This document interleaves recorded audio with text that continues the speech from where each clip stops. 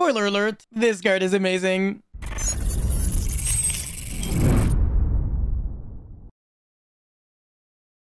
So Branded Exile is a normal trap card that reads target one Despia monster or one level 8 or higher fusion monster in your graveyard, special summon it, then you can apply this effect. Fusion summon one level 8 or higher fusion monster from your extra deck by banishing monsters from either field as materials. You can only activate one card with this card's name once per turn. I don't even know where to start with this card. First of all, you have the freedom of either reviving back a Despia monster or a level 8 or higher fusion monster, and without even negating its effect. This means you can play this card in decks that don't even run a single Despia monster just by reviving back, I don't know, powerful fusion monsters like Dragoon, or Destiny will destroy Phoenix Enforcer in case he gets Kaiju'd, for example. Of course, if you play this card in Branded Despia, it's obviously infinitely better because you can search it with Aluber or set it with Albion or Despin Tragedy.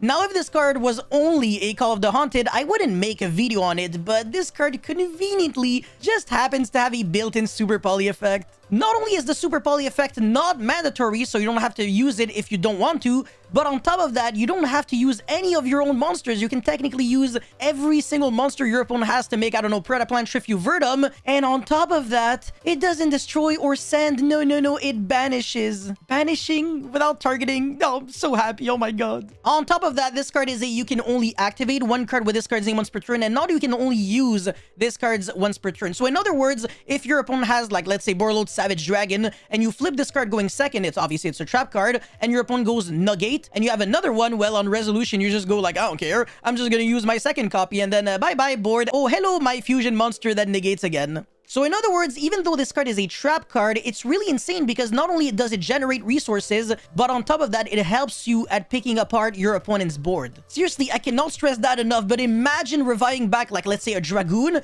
and then fusing 3 monsters your opponent controls into Trifu Verdum, having 2 negates on the field, and banishing 3 cards your opponent controls. That's ridiculous. How you lose after resolving this? With one card, you are able to get, how many interruptions is that? 2 big negates, plus bye-bye 2 to 3 monsters. That's a lot of interruptions coming from one single trap card. I think I'll take that any day of the week. For trap card standards, I would actually give this card a 10 out of 10, just like I gave Branded Fusion a 10 out of 10, because you get to summon a monster without relying on any other cards in your hand or field, which is absolutely disgusting. So I want to say Branded Despia is going into a very, very bright direction with this new card. But Branded Despia is not the only deck that can abuse it. Even in Cyber Dragon, you can revive back your own Fortress or Mega Fleet, and then fuse away 2 to 3 monsters your opponent controls. So, all the better, right?